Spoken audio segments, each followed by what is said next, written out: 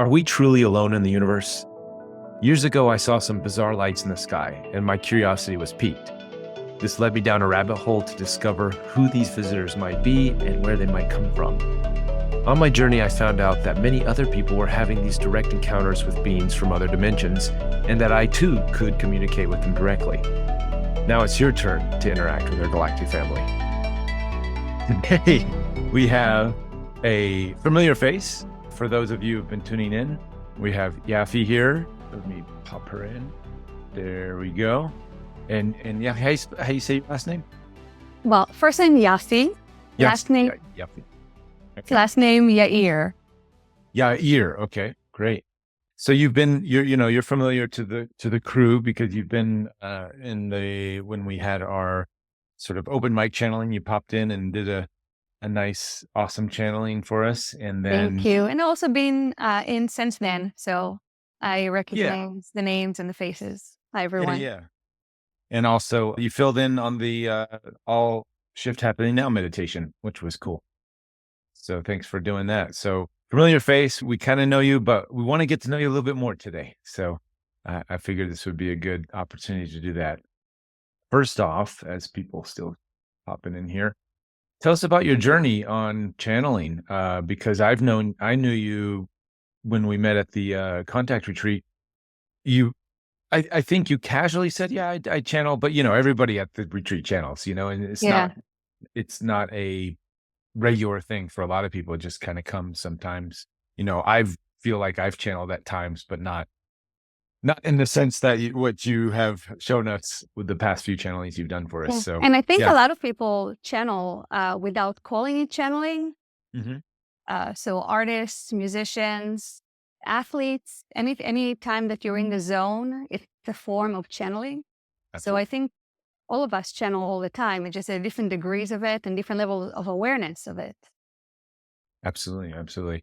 Well, what was your journey like in becoming the channeler for the different beings you bring through, but the Hathors and everything? Yeah, you see, I feel like my whole life in a way led me to this point. So to give you an example, I had a UFO sighting when I was 8 years old in Israel. Oh, okay. And so you could consider that as a part of my journey. Yeah. But, it happened when I was 8. So it was so many years ago. And like everything that happens to you, you kind of put it in the back of your head and you continue with your life. And then it becomes one of the many dots that make the puzzle and make everything make sense. So it's hard to say when this path of mine began. See your cat all over. We call this docking. He's docking into his spaceport here. I see. Taking off soon. Yes. Yeah, we'll be. But so I've always had that intuitive side, and on and off in my life, I've been like really focusing on it and harnessing it and loving it, or moving away from it and focusing on left brain activity, like getting a doctorate in clinical psychology, which is like as left brain as it gets.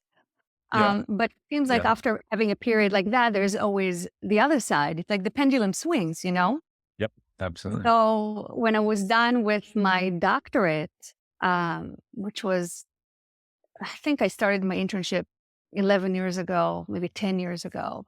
That's when, it had to have been, I would say my latest spiritual awakening probably happened 2012 or so. So that's when the time of left brain was not put to rest, but, the focus has shifted to focusing on my intuition. That's when I started meditating every day. I started giving intuitive readings, first to just friends and family to practice and eventually professionally. And I dabbled with channeling a little bit, but it was almost like too wild for me. Okay, too wild. Wow. Were you actually channeling at that time? Yeah, but not that anything wild came through. Mm-hmm. It was actually really level-headed and logical and spiritual and grounded. But I think the idea of channeling verbally, and also, so that was wild, one thing. Okay. The other thing is who you're channeling. So the whole thing of ETs, the galactic heritage, that's kind of new to me. That's the last couple of years. Oh, okay. Just recent. But you had your sighting at age 8. So you Exactly. that should have at least stirred the pot a little bit, right? It did. And I was interested in UFOs and ETs, but remember, I'm coming from more scientific background, and anything like galactic heritage, Okay. it's so unverifiable. Mhm. So when I give psychic readings, there are hits and there are specific confirmations, and there are verifiable parts. But let's say you're doing a reading of of past lives. I usually do past life regressions, hypnosis, but let's talk about past life readings. That's so out there. There's no way to verify it. I can tell you Sure. you were a king, but how are we going to prove it? Right. So anything that was not verifiable in any way was a little too wild for me to buy into. Okay. And then over the last 10 years, my mind has been expanding and expanding and expanding. And at this point, there's nothing that I think is impossible. If Yeah. you tell me, look, there's a unicorn behind you, I will be like, where? That there's nothing that's too wild. Yeah. No, I'm right there I'm on the same path. So, well, at that time, what was too wild? I'm guessing I want to know what was was for me at the UFO thing. I could buy into that really easy because of my experience and also the research. But then when people started talking about mermaids and fairies, that was too wild for me. And then Mhm. it took me seeing a fairy to be like, oh, fairies are real. Okay, here we go. So, and for you, what was wild? Maybe fairies were not so wild than UFOs were. How was that? I think it was about making it personal. So it was never too wild for me to believe there is other life out there and that Okay. there are ETs. Even ETs, we would call them ETs, beings that are living on our planet. So Hmm. that was actually not too wild for me. But maybe the idea of communicating with them telepathically, maybe that idea that the channeling is valid source of information. But again, there's the personal, the impersonal. So I would read Seth Speaks and my mind would be blown, Mm. but it never occurred to me to channel, to be a channeler and to trust that, it's different when it's far away, Sure. when Yeah. it's Yeah. somebody else, when it's Yeah. stories about Yeah. whatever, and when it's you, and when it's really real, and when it's time to believe it or act on it or start changing your worldview based on it, it Mhm. becomes bigger, different. Yeah. Yeah. Yeah. That's the wild part. I got you. Yeah, I've been down those wild paths. Still am, today. This is what we're doing. We're still exploring and going down some wild Mhm. stuff, finding out there's lots of wild stuff out there. But the dots start to connect when you start expanding and not limiting your belief systems based on any one specific thing. You start seeing a lot of things make actually more sense when you sort of accept it all as a possibility. The dots connect, for at least for Mhm. me in my research. Yeah, and I found in my life that often you first have to take the leap of faith, or you first have to, yeah, to take the leap of faith in some way, and then things start happening. So I used Yeah, to think it's the other way around, right? You need proof to believe. right. But now I see it's completely different because, it's good to be a skeptic. It's good to have an open mind and a questioning mind. But there is a difference somewhere in that gray line between being a skeptic believer or being a cynic that discounts everything. There's a line somewhere there. And if you cross that line and you are a believer with a questioning mind, but you truly believe, you're truly open, Mhm. things will happen that are just truly magical. That, there is no logical explanation to the synchronicities and things that are happening and things that are actually happening in physical world. It's just amazing. But in my personal life, I really had to take that leap of faith first. Well, And I'm it's sure, like Bashar says all the time, believing is seeing, not seeing is believing, right? You have to flip that around. So that uh, short phrase has always been super key in understanding all of this stuff. So, but yeah, absolutely. so was there, having the UFO sighting, you said you flip flop between going back from the research, left brain, right brain, left brain, right brain. What was the big moment that you're like, okay, I'm all in? Well, what really convinced me, so there are different things. I'm trying to remember if the experiences with my mom crossed over 11 years ago. And that was a huge shift for me. But I tried to remember if it was before or after. I bet it was before. I was reading up on children that have past life memories. Right. And I was looking at Dr. Stevenson's work, and he verified thousands of cases, Mm. and that just blew my mind. And I focused on a specific case. A lot of people know it, James Langer, if I'm saying the names correctly. He was a child that was also died in past life in a crash, and he was a pilot of an Oh, airplane. okay. The World War II. Yes, kid. Yeah, exactly, yeah. exactly. And all his, he knew all his buddies from the From the war. retirement Yeah. club, right? Yeah, I Yeah. remember that.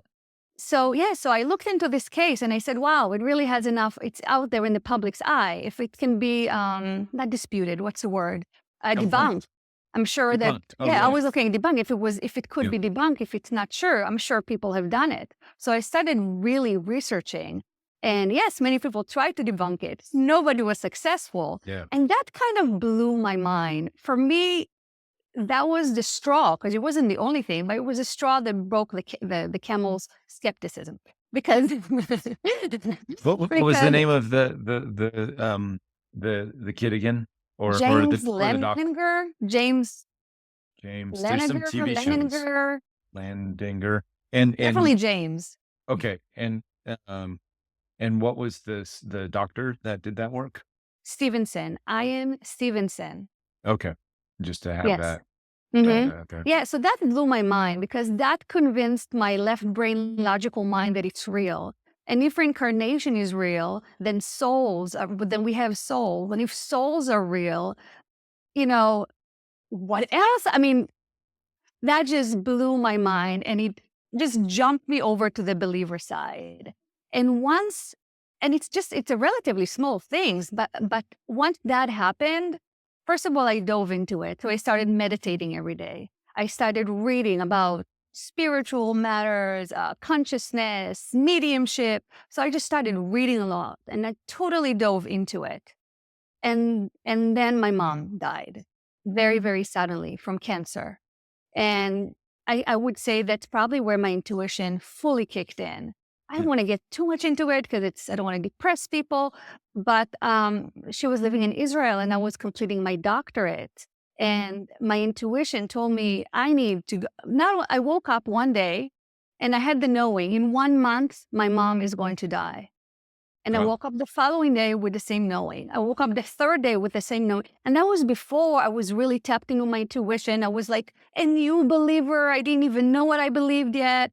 But 3 days in a row, I woke up with that knowing. And then the third day, I said, I'm buying my ticket, my flight to Israel. And my parents were like, my mom was still talking and everything. Nobody knew it was happening that fast. She was not fully diagnosed yet. Like it was happening so fast. So my intuition was so clear. So I booked my ticket to Israel in the middle of a semester. I'm like, I'm going to Israel.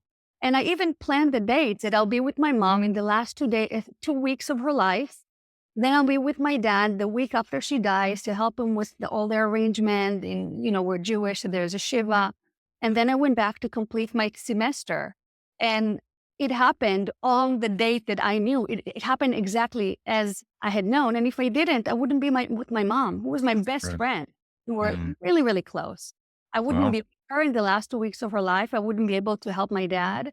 I cannot even imagine how I would feel about it and how my life would have unfolded if I didn't follow that extremely strong gut knowing and went for it. And that changed everything for me. And after she died, I could feel her so clearly for a few days. She was like bugging me because she was so present. It was unbelievable.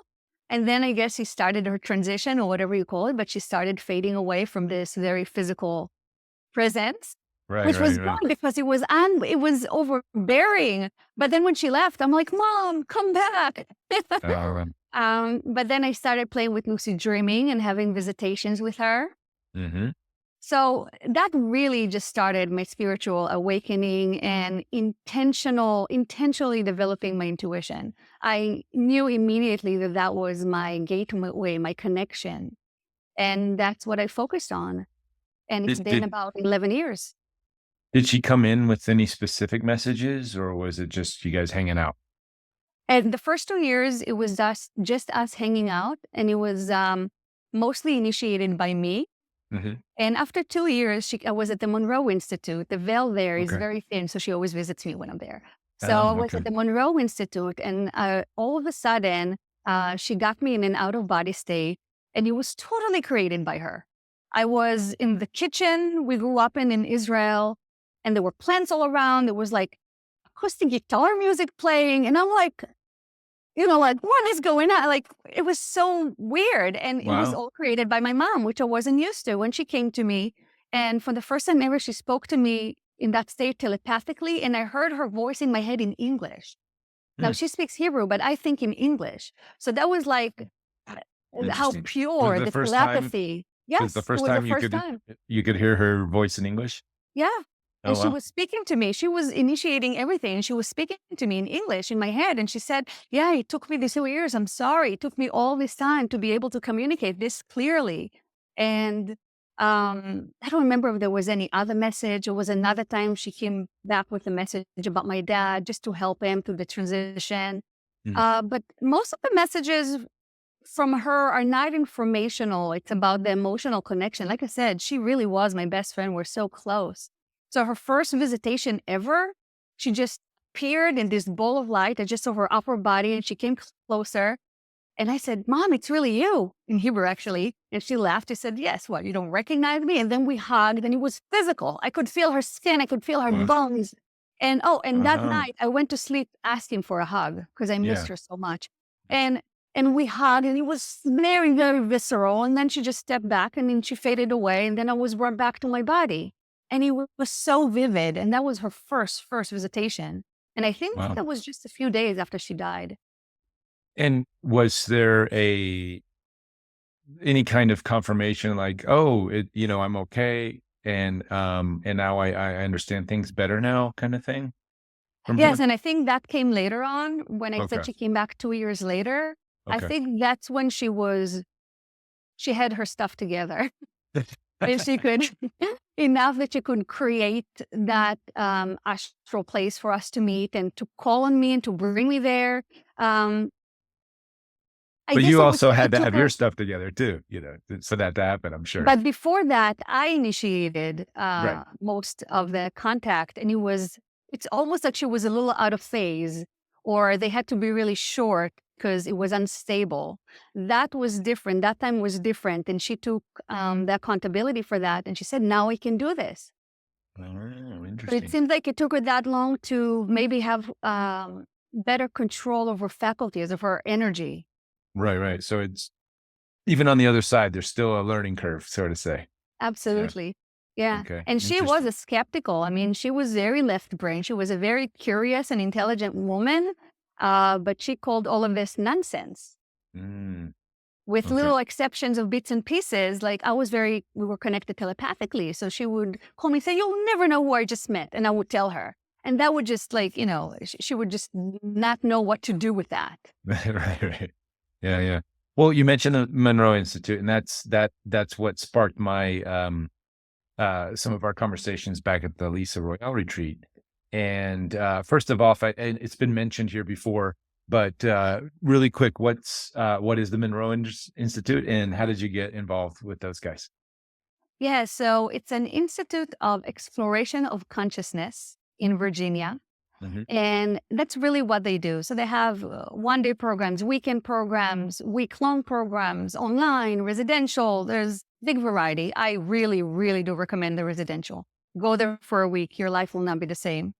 And just like it sounds, it's exploration of consciousness. So they use sound technology. Some people are familiar with hemisync Hmm. or binaural beats. They also use sound modulation, where the sound is coming from. So they use different type of sound technology to induce those deeper states of consciousness. Hmm. And let me tell you, it really, really works. That actually Yeah. what helped me to start meditating 11 years ago. Yep. So I wanted to start meditating daily, but I would fall in and out of the practice and I couldn't focus well enough for my standards. And listening to one of their recording, I just picked one that I really, really liked. And it was an hour long and I did it every day for a year. So I would meditate for a full hour every day for a year. Which It one was really, that? Because there's so many that was Between Worlds, and it between had worlds. all Yeah, cool yeah, shamanic sounds. yeah, And yeah, yeah, yeah. I think I since remember that then, I one. have other ones that I can recommend that I love. Pieces of Heaven is just gorgeous, and it's Oh, okay. actually based on a near-death experience. Oh, wow. Pieces of So Heaven. I don't definitely think recommended I haven't done that Pieces of one. Heaven. Yeah, yeah, Okay. it's great. It's great. And I have at least one I can share for free. I Oh, think it's no longer offered, and it is a beautiful one. So okay. I can And share. was Tom Campbell there when you were Mm, uh No, he wasn't there. yeah, okay. Because I got turned on to his work early on in my journey, and I just was like finding all the synchronicities and like, oh my God, this guy's a science guy and he's talking like a UFO guy. Yeah, he's great. Yeah, yeah. Um, so you were guided to that? How did you find out So about it? Yeah. yeah, so I watched the show Unexplained on the Biology Channel, and they had a Oh, yeah. whole thing about the Monroe Institute and the Gateline program, which is the first program. That's why it's called Hmm. Gateway. That's what Yeah. I meant to say. Gateway hemisync. And I just they actually showed a different program which does soul retrievals. That's different, called Lifeline. I've done Okay. that as well. I've done many, many, many programs. I've done 8 or 9 programs with the Monroe Institute. Wow. So, um, so I saw that on TV, and again, my mind was blown. Like, there is a place in the United States that does that. They're talking about soul retrievals and verifying the souls. I mean, it's just crazy, crazy in the best possible way. So Right, I right. wrote to them and I asked to do my internship with them, and they wrote back that they do not have internships, but Okay. they helped me. They gave me a scholarship to go and attend the Gateway program. So Well, I I get a did. scholarship. Wow. Yeah. So because I was studying for my doctorate in psychology, Right, so I right. think there's a potential there. And they were right, because after since that one program, I'm a total convert. I go there as often as I can. I love going there. I've opened after my first program there. So it's been, as I said, 10, 11 years. I opened a local chapter, which is now known as a Monroe Community Group. So I have Oh, monthly meeting oh, cool. now at my house, actually, and we meditate and we discuss different things. Oh, So cool. that's my involvement with the Monroe Institute. And I've done many programs with them. There are different programs with different themes and different goals. So the last one I've done is Starlines. I finally, it's one of the more advanced ones, which means there are a lot of prerequisites. And I was Hmm. maybe even a little afraid of it, like maybe afraid that I won't get anything. Yeah, okay. So I should mention that generally speaking, I'm pretty fearless person. So things that normal people would be afraid of, especially when you talk about ET or spiritual explorations, kind of doesn't exist with me. I'm like, my curiosity is so much stronger than Hmm. any fear I would have, and that's always really that since I was little. Yeah. But so when I mentioned that I was afraid, I don't mean afraid of what I would get, but afraid what I wouldn't get. So we're talking like inner insecurities about it's too concrete, because you meet your group and you do things together in the astral plane. And I guess there was a side of me that um, didn't know if I could do it, didn't know if I would get results. So I avoided that program. It sounded, remember we talked about what's wild? It sounded too wild for me. Well, okay. And that changed in the last 2 years. There are a few things that I'm interested more than ETs and EDs and all that stuff. So I finally went and done the Starlines program. And it was amazing and it's fascinating. And we explored the cosmos, both on the physical and astral level. They don't call it astral. They have different focus level. They have all system going. And I Okay. find it fascinating. We explore the galactic core and black holes and all kind of interesting things. I And discovered I had an aspect of myself that is a fairy named Viola. cool. So I it's had a it, visitation from my mom. Okay, now I'll stop. Go ahead. no, no. So it's almost like a self-induced hypnotic session, right? It is, but it's not one session. So you basically Yeah. have meditation exercises morning till night. You're Hmm. doing several of those a day with breaks in between. Mm. Um, so meditation and hypnosis are very similar. It's just that Yeah. with hypnosis, somebody guides you so you can go deeper and just let go. And with the Monroe, yes, it's meditation, but it's all guided. You're in your booth, you're closed off with those really high quality headphones. And so it is exactly like hypnosis. And I've had much better luck with that than when I went to hypnosis sessions to other hypnotherapists, because they also Right. conduct hypnosis. But Well, Rob Gauthier, who channels Treb and Ardif, he got his start also with the hemisync. He went through, what did he say? He went through like the whole program or something, like 12 months of programs in like 6 weeks. He blasted through it all and said he highly recommends nobody do that. But that was sort of his catalyst for discovering Treb and ending up astrally on his world and I having think that makes sense. yeah. Has that been your catalyst for channeling or just Well, it's corner? really hard to say. It's really hard to answer that. Because it has been one of the many steps for my connection. You see, the channeling, I don't really separate the channeling from the psychic stuff. So I see it all as intuitive connection, psychic connection, however you want to call it. So I Yeah. was already doing readings before. So I would say that was probably the catalyst. That was the opening. Okay. Doing readings for other people? With cards. Yeah. Oh, Just okay. I would call them psychic readings, and I have my Okay. cards that I use, but I don't do like typical spreads. I just connect to people energy and information I still do it, and information starts coming, and then I have these beautiful cards with beautiful art, and it helps me hone in on certain details. So doing that really opened the gate, because channeling is similar to reading, but you skip the bridge. So with reading, I'm still me. I'm with my eyes open. I get information. I interpret it as I'm talking, and I'm talking to you. With the channeling, I make that process more direct. So instead of saying what I'm getting, it's allowing it to come directly.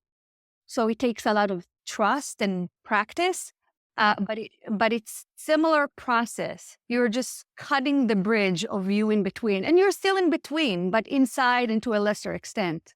I see. And was there a aha moment for when the channeling sort of popped in 100% and you made that transition, or it was just No, it was always there. It was always there. So the first time I channeled with Lisa was similar to the times I channeled before when I decided I wasn't that much into it. And it's similar to what I'm now. I am more confident about it now. I'm more okay with it now. But I feel like it was always there for me. okay. It- yeah, I guess it's just one of my callings. Yeah. And were the Hathors the first to really come through the strongest, or were there others The that came first thing first? was Jesus. Jesus. Okay. Wow. Yes. Yeah. I love it when people with different religious backgrounds sort of make these Yes. overlapping It was things. so So strange. The first time I didn't know it was Jesus, because Lisa actually picked the first energy that wanted to communicate through me. And she okay. gave me Jesus' ascended name, which is Sananda. Sananda. Yeah. And I had no idea what Sananda was. My group mates didn't know either. So I didn't know what I was channeling. I was trusting Lisa, obviously. If she's saying that energy wants to work with me, I'm in. But I had no idea who or what I was channeling. And then at the end of that lesson, maybe the following day, because I was practicing all the time, I told my husband, pick a card, don't tell me what the card is, and I'm going to channel that energy. And sure enough, he picks Jesus. And again, I didn't know what I was channeling, and I was channeling Jesus. And I thought I was channeling my spirit guide or my higher self, because it was, stuff like, yes, I've always been with you, I'm always here for you, and stuff like that. So I just assumed it was a spirit guide. I was shocked when he told me later it was Jesus. So Jesus was the first one that came through. And no matter who picked the card, it came through again and again and again. And second was Hathor. So Jesus and Hathor were my first two connections, and they were loud and clear from the beginning.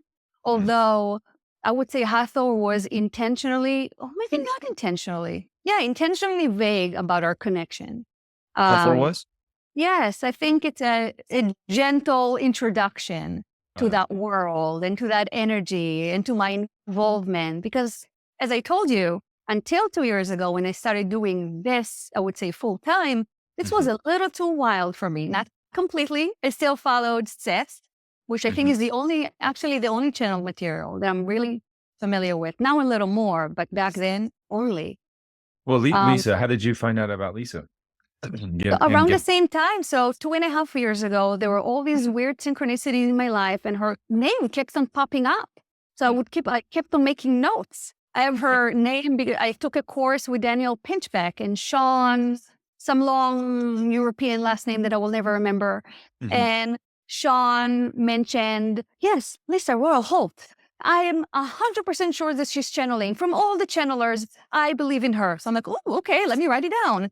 And then, Daniel Pinchbeck, he does talks on psychedelics and emerging technologies. What was your? That's what that was it. Oh, that was the course. Okay, yeah, it was. A couple times. It was kind of free form and with a lot of discussions. It was very, very interesting, very elevated discussions. And Sean brought the softer, more spiritual side, which was very, very needed with Pinchbeck. Yeah. Cool. So that was how her name first came up. But then I had a client of mine that all of a sudden became obsessed with channeling and introduced me to your Gaia show. And there was Lisa. And actually, before your Gaia show, I already wrote Lisa because somebody else mentioned her. And I somehow got into her class. It was already full. She told me, I'm sorry, there's no room for new people. And somehow I got in. And then this client who was obsessed with channeling introduced me to the Gaia show, your Gaia show, which I think honestly Reuben changed so many people's life. I think interviews with Ed just changed the public awareness and discussion around channeling. Right. And it's just invaluable. We're all in gratitude to you. Oh, great. I'm just following my passion. I'm just doing my thing. So I appreciate all you guys. That's how it happens. Yeah, totally. Cool. So Lisa, and you took Lisa's channeling class as well then? Yes, it was several months. It was long form with a lot of breath work and meditation. Right? It was post-COVID, so it was all online. It was the first course that she did online, I think. Cool. And right quick, going back to the Jesus thing, was there something specific, some good nuggets that you remember from those channelings when Jesus? Yeah. He has, we're saying he, but it's not really he, but he has such a powerfully loving presence and energy. It's very different than Hathor to me. It's very hard to describe, but just all heart. It's all love and light, and in a very powerful way. And that's what the message were about. There was a participant that was gay, that was asking about the feelings of shame and the relationship with the church. And I remember Jesus, as an answer, led the group through this little meditation of embracing yourself and holding yourself in this light and seeing yourself as this child. I don't remember the details. As I'm describing it, verbally, it actually sounds very similar to a lot of things that Hathor and other masters channeled through, but it felt different. It just felt different.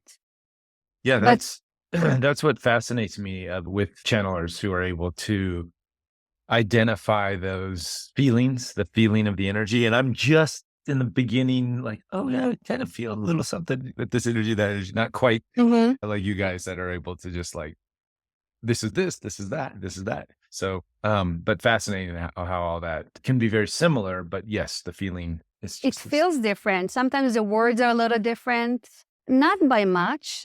Remember that it's an overlap of the energies and I'm still here. So it's still my vocabulary. Mhm. but not 100%. Occasionally, different entities will pick a word that I don't really use. I mean, it's Mhm. obviously in my memory bank, but I don't really Right. use it. And that would be very strange to hear myself saying a word that I don't say or that I'm not even sure what it means. That happened once. Oh, okay. Yeah. And, did you have to look it up later and find out? Yes. Okay. I asked my husband. My husband is a writer and an editor. I'm like, does that make sense? He's like, oh, yes. Well, has your husband been, dealing with the journey, I should say? Has he embraced it and He is such a trooper. He is 100% supportive at this point, completely embracing it. At this point, would look back for the unicorn with me, which is so awesome. funny because when we first met, he was the biggest skeptic. He was one of those people that was proud to call themselves atheist and Mm, was carrying that word with a badge of honor, refusing to let go. And I would say yeah. maybe even that of it still stayed a little bit, but his mind is so open and he's Mm, 100% supportive of me. He's my best assistant in exos and stuff because we are so on the same wavelength. We kind of a little bit same person, very different personalities, but successful union. oh, very good, very good. And I mean, all of this for you happened quite recently in relative compared to some of the other channelers have been doing this for a decade or plus. So what is that like going from a skeptic to channeling to now I think you mentioned, can I say it? You're going to be at the next Conscious Life Expo speaking publicly, right? Channeling publicly. Yes. So Mhm. very quickly moving up in the ranks from through that process. I just was wondering how does that feel? And again, your husband and other people around you, how are they supporting? What's their experience? In one way, it's been very fast. Like you're saying, it's all just happening, happening, happening, Yeah. and it's dizzying and exciting and surreal. But on the other hand, Reuben, when I started channeling full time, I was there. I felt the connection. It's not that I haven't developed since. We never stopped developing. But channeling wise, I felt like I was there. And me and my group members would ask them, there's like no exposure. Nobody's finding me. What is going on? And they're like, just play with it for 2 years. Everything's going to happen in 2 years. And they said it 2 years ago. Exactly. Oh, the guides did. So, yeah. So I've been Okay. waiting for 2 years. Oh, okay. Now, knowing it and like hearing it at the time, like, oh, cool, 2 years, and actually living these 2 years, Hmm. channeling several times a week and dedicating myself to it for 2 years with very little movement happening with it on the outside did not feel like fast. It felt like forever. Those 2 years felt like Oh, 20 years. okay. So, in one way, it's fast, and in other ways, it's not. It's been like I said. I feel like everywhere, everything that I've experienced in my life Mhm. led me to this point. So it's fast, but it's also 41 years in the making. Okay. Well, going back to the Hathors and when they started coming in, did you have any reference for who they were or, okay. So walk us through that journey and Yeah. how you got to get So to know 'em. again, I got the name Hathor from Lisa. So Okay. I uh, previous that did not hear of the name Hathor, had no familiarity. It sounded like a male warrior to me, which I mentioned to you. It sounds like Hathor, like it's so I did not expect anything soft and flowy to come. Mhm. And even later, when I heard that other people knew of the name Hathor, they told me yeah, there's this man, this channeler, Tom Kenyon, the channels Hathor and the Hathors. So I actually only had a very masculine perspective, and I had no idea who that energy or what that energy was. I see. I see. Yeah. Tom Kenyon sort And of put the Hathors on the map in the channeling world, I think. yeah, and I still don't know his stuff, by the way. But what's interesting that we're probably channeling very similar energies because every time I focus on a specific area, so one of my other really strong connection is the earth. So I channel different earth energies and elements. And I know in one of my groups, somebody said, "Oh yeah, Tom Kenyon wrote a book about that." I'm like, "Oh, okay." Oh, So there's they're definitely overlapping. overlap, but I don't know his work at all, at all, at all. I have not intentionally have not watched any of his channeling. I do have one vocal recording from him that somebody gave to me a long time ago. So I have heard him once. He's got a great voice. Yeah? I don't even know. I don't know him. I'm sure one day we'll connect. So that's how I was introduced to Hathor, and I had no idea who or what it was. But to my surprise, when I channeled Hathor, it was this really nice and flowy energy. And I'm like, oh, I love it. I want to do that more. And of course, that card came up more and more and more by other people, just like Jesus did, but even more so. Okay. And I remember one of the sitters asked, what's your connection to Hathor? Why are you coming through Yafi? And while I was channeling, and they said, yeah, because of the familiarity, there's it's an easy connection. And that did not raise any questions in me. I'm like, oh, familiar. I was probably in ancient Egypt. They were probably in ancient Egypt. Like, I don't know why. I think they put sometimes certain blocks on us, or maybe it's just our lack of open-mindedness as it keeps on unraveling and we keep on opening. But back then, I didn't think that the connection was more than that. I just thought, I'm a compatible vehicle. Sure, they'll channel through me. Why not? Right. But as the years now gone, I realize there's a much, much deeper connection there. Yeah. What is that? Can you share some of the details of those connections that you've uncovered? Difficult because I don't really know what it all means yet. There are a lot of questions, but I seem to be a part of that collective. So there's a whole collective. So it's not just one being, Hathor. Maybe that's why Tom Kenyon refers to them as the Hathors. I'm not sure, but it's not just one being, it's a collective. And many beings that we know throughout history are a part of that collective, whether it's from ancient Egypt, like Isis and other beings that were there, and from other times. So Venus, Aphrodite, Wan Yang, they're all a part of that collective. It's all that essence, that energy. And I seem to be, or a part of me seemed to be a part of that collective. Okay. And the Kuan Yin and the Venus and those nuggets came through the channelings later? Yes. Wan Yin, no, that I had the realization. But Venus and Aphrodite and many, many, many other names, they're saying that this is a specific essence of the divine feminine. Okay. And civilizations interpreted it differently and gave it different names. But there are a lot of similarities. And even when you go and read about those gods and goddesses, it's very interesting. So they're usually the goddesses of love, but they also usher people in the afterlife, and they're also related to death and spirit. Why?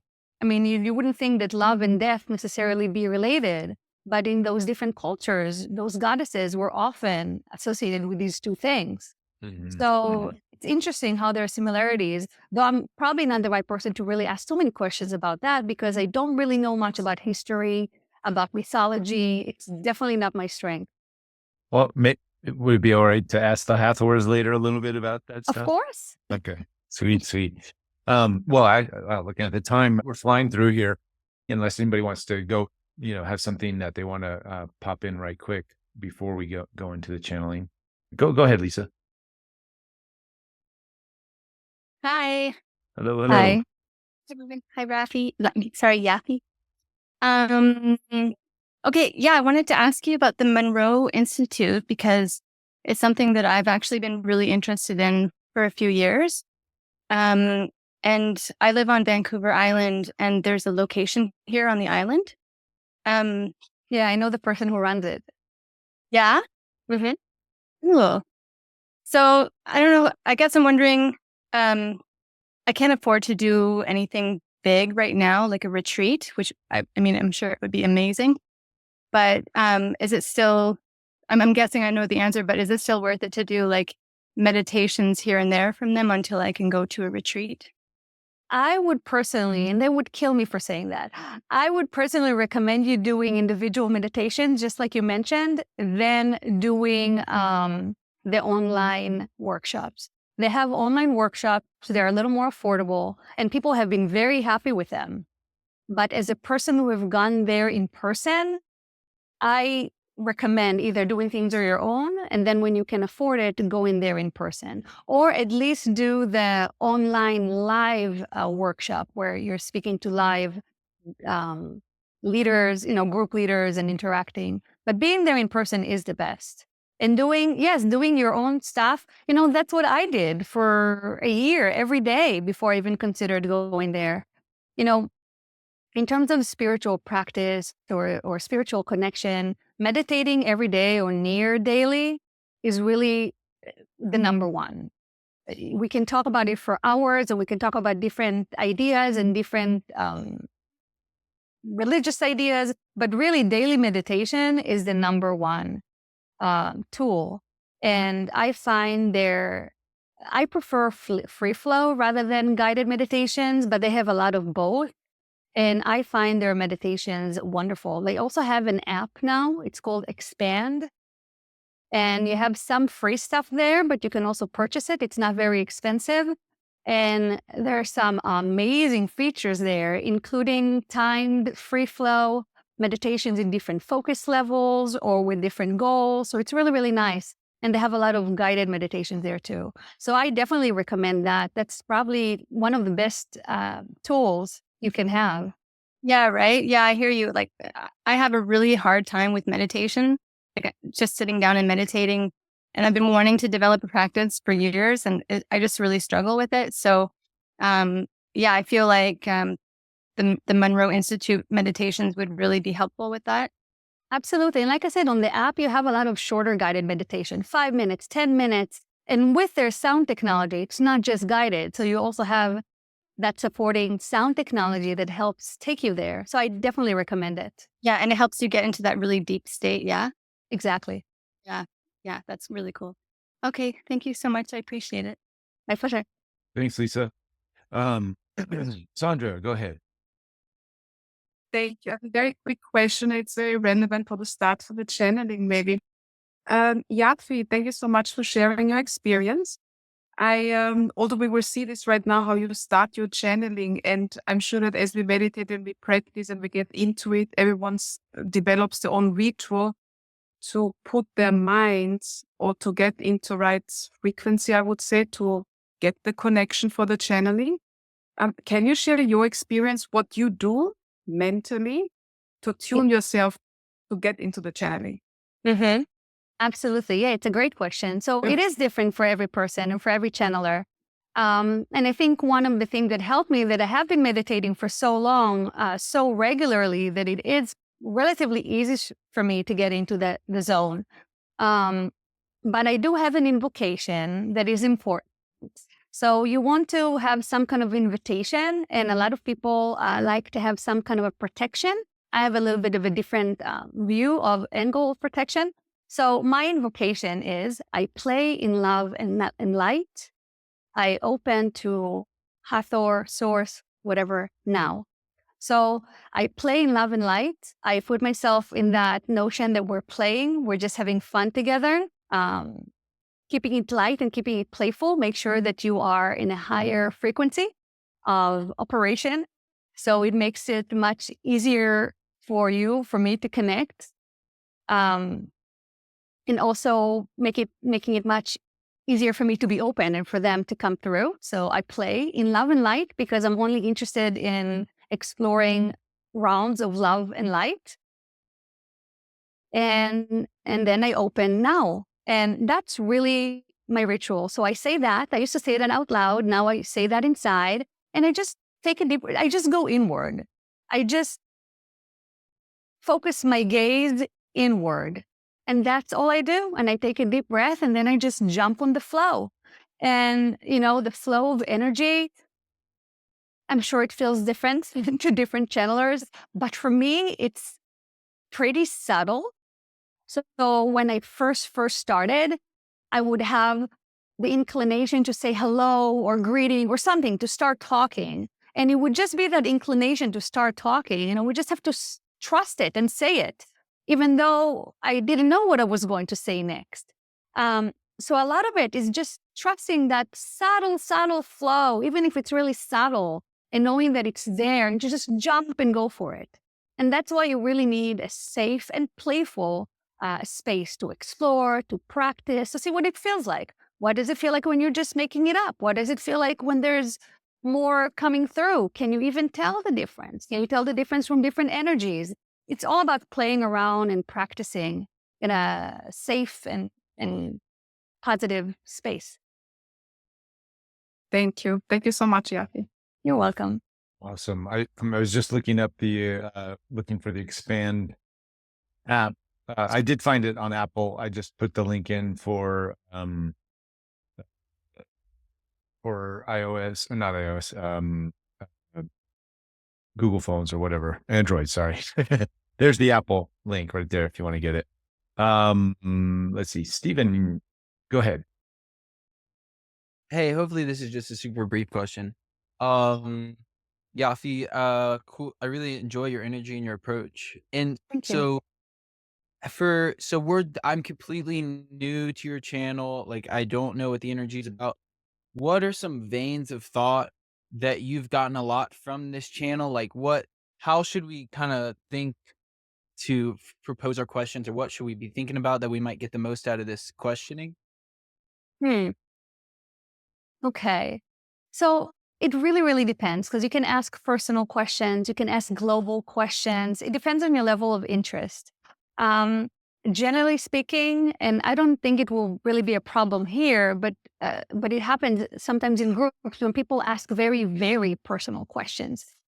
Or they ask, what should I do? Or, the guides are not going to make decisions for you. They're not going to tell you where to move. There was one woman that wanted the guides to tell her whether she should leave her husband or not. They're not going to tell you. So they obviously had a much better answer than my What are the version. winning They're not gonna tell tickets to the you. lottery? No, Exactly, winning exactly. numbers. So there are lesser questions. But generally speaking, it's whatever interests you, and it can be personal as long as you're not asking them what to do. They're never going to tell you what to do. There are exceptions. Never say never. But generally speaking, any questions regarding insight or guidance, if it's personal, it's good, or any general question. So any question that you have interest in. Now, remember that my knowledge and my vocabulary is limited to what I know, but their awareness is much more extended than that, and they'll do whatever they can to use my abilities and capabilities to express what they want. Is that helpful at all? Yeah, and it is. And so I guess I would phrase it like, what I'm getting from you is like almost like I'm asking you in the energy you put forth a question, how I would talk to you, and I might get the most out of my questions. Like, sorry, I'm not phrasing this the best, but um, because for me it helps to know like what kind of energy, like what kind of questions I would be asking would be tailored via how I feel in a specific energy or something. Mm-hmm. And so I guess the main question too is like what veins of thought you have gotten the most from, which I guess is just like your general guidance as a whole is what you're saying. So Mm-hmm. it does help actually get a lot from that, and I'm being all wordy. So Yeah. So the energy that I'm going to channel is, we call her Hathor, but it's really a divine feminine. And they refer to themselves as they. I say she because it feels so feminine and so soft, but it's really more than one being, though they can individuate and come forth as one person speaking. So the divine feminine, it's all about flow. I can mention several main points. So they usually come into contact with humanity in big times of change and transformation. And they say time of really exciting changes. And that is why they are back. And that's why they're here communicating and giving messages. So that's one message about these exciting times that we're in. Exciting, and many people have other words to describe it, but exciting. And the importance of the feminine and feminine energy coming into our world right now for further balance is also one topic. And everything that feminine means, because it doesn't really just mean a woman. So I've learned, for example, that water is a feminine element. The voice is feminine. So they're all kind of different things. But it's really, we're mentioning different things, but it's really about your way of being as a whole. and finding greater balance and integration. And for that to happen, because our society has been so focused through the male gaze, the insertion of this energy, the divine feminine, into our society has been important and been touched on by them. Does that help? That's super helpful, and I'm really excited. Great. Awesome. Thanks, Stephen. Cool. Well, with that said, shall we move into some channeling, and then we can do some more. At the final, we'll get some final updates from you, Yafi, on your journey and where people can find you and all that stuff. But for now, take us through your process of channeling. Okay. So, like I said, it's relatively quick. I will just close my eyes, and within a few seconds, I'll start. We did not touch at all about field tuning. I don't know if you Field tuning. want Yeah, to. yeah. Let's go. Let's do that.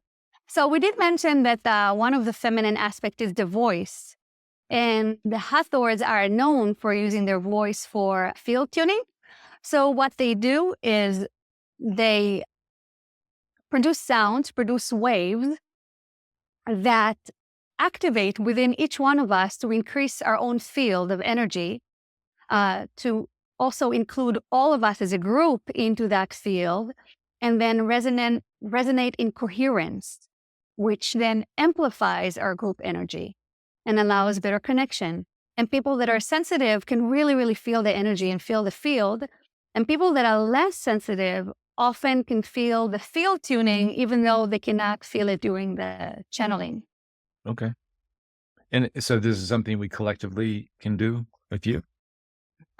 Usually, yes. Usually for the field tuning, they recommend for you to close your eyes and kind of settle in so you can feel it and kind of allow the energy to flow smoothly. Okay. Is this something audibly that we're going to do ourselves, or just experience it, just feel it? Usually just experience. I Okay. will say, if you're muted and you feel the calling to make sounds, go ahead. Don't stop yourself. But Okay. usually it's something that people observe and absorb. Absorb. Okay. We will be ready. Ready to resorb. Bring it, Okay. Alana says. All right. So I'm going to go in and start. So we'll start. Do you want to start with some field tuning and then we'll go to the verbal? Sure. Or do you want the field tuning later on? Whatever you want. Is everybody ready for field tuning now? Are we good? Yes, we're thumbs up for field tuning right now. All right. Let's All do right. it. Let's do that. All right.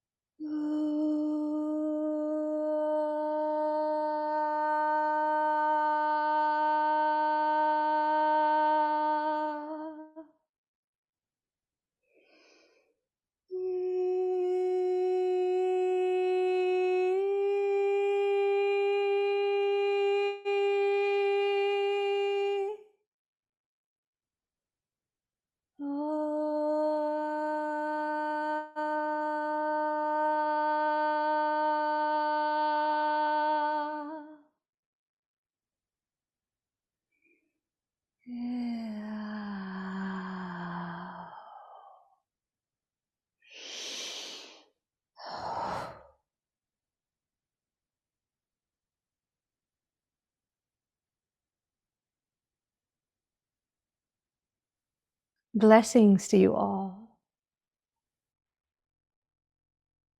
We know the energy is still running through you. It is quite all right. You may feel it in different parts in your body or in your mind, and that is also all right. We are excited to be here, sharing this space and this field with you, sharing our energy and consciousness with you. It is a blessed opportunity. Thank you.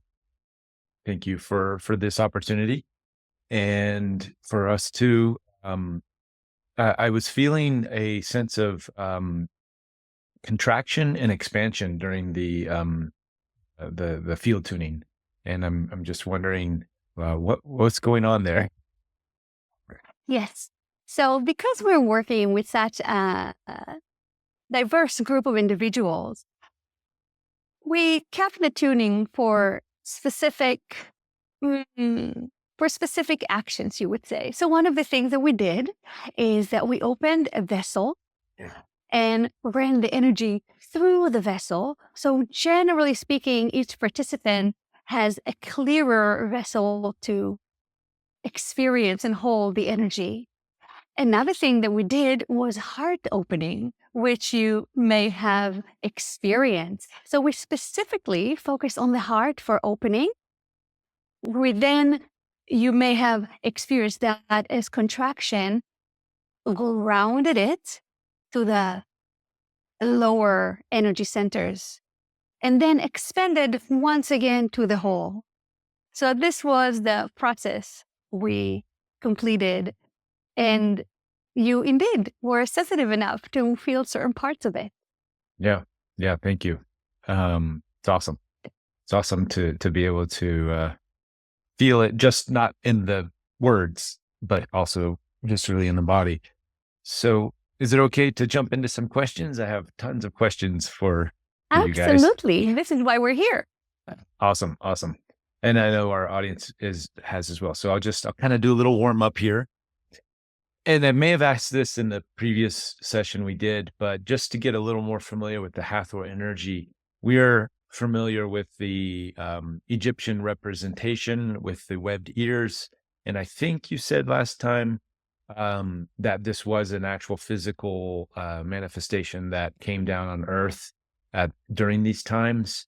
I'm just wanting to go a little bit further with the roots of this energy, and Yafi was saying earlier that it's very connected to the Venusian energy, feminine energy. So how does this relate to that, and also the other energies that we are familiar with from that time, like the Ra and Thoth energy? If you're going So our energy has many threads, and well, you mentioned some threads that are connected to ours, but are not within our collective. So we'll try to separate everything. So first of all, our collective, you may say, originated in the Sirius star system. Oh, okay. We originate, like everyone, from source and from the one. However, we came together and began working together as a group during our Syrian time, you may say that. So our origin is Sirius in nature, and we have been working together for very, very, very, very, very long in human time understanding. And because of that, we often refer to ourselves as we. We have been working together towards shared goals for so many eons that we can easily function together as one in our amplified state. However, I can also individuate myself and speak to you as that individual, which you may or may not call Hathor.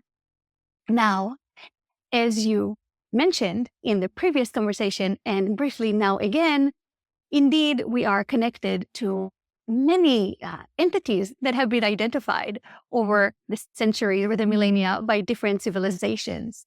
So the Venusian energy that you mentioned, which is related to the planet Venus, is actually related to a Pleiadian thread that we are in close contact with, as we have many shared goals. However, it is not our specific collective. The goddess Venus, however, who was known as the goddess of love, was indeed me. However, back then, well, me not in physical. So people back then were familiar with my energy, not through a physical manifestation, but through spiritual familiarity of the energy. And they named me Venus. Okay, awesome. And just to go into that Sirius thread line a little more, there's Sirius is, from my understanding, Sirius is sort of a mixed bag of energies that came into Earth, and we had a lot of light, but there was also some darker energies that came through as well. How does the Hathor energy interact with some of those other Sirian light dark energies? Yes, we would say that our involvement is within a specific sphere. You may call it a specific realm or specific density. And therefore, we do not have interaction currently with what you would consider lower vibrational entities. Not to say that we never have, as we all come from the same source. And indeed, when the life of the civilizations we're talking about walked in physical manner in the Sirius system, there was a mixed bag. There was a lot of everything. In many ways, the same for humans today. Of course, different because different civilizations, but many similarities. However, our interaction with humanity and with others, this is not our only activity, is only through rounds of, you would say, light. Mm-hmm. And therefore, we do not have interactions with lower vibrational entities or groups. Well, during the Egyptian period, there was also a mixed bag of energies, from, it seems from many different places sort of converged there at that time. Exactly. And, we had a lot of positive, you guys, I mentioned the Ra and the Thoth energy also was very prominent at that time. But then a lot of Orion energy, perhaps some darker Sirian energy ended up coming in. And can you give a little more clarity on what happened there during that time? Absolutely. Yes. Okay. It was a time of awakening of knowledge. And some of the knowledge was kept secret for protection, and other parts of it were brought to the surface. So it can be used by the people and can be shared with those who are appropriate. However, when you bring something to the surface and you bring awareness to it, all kind of fractions become aware of it. And as a result, there was a convergence of many civilizations, Earth-based, space-based, and many in between.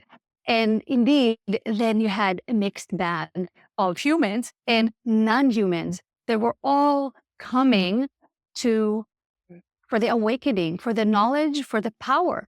And the ones that are lower vibration do seek power.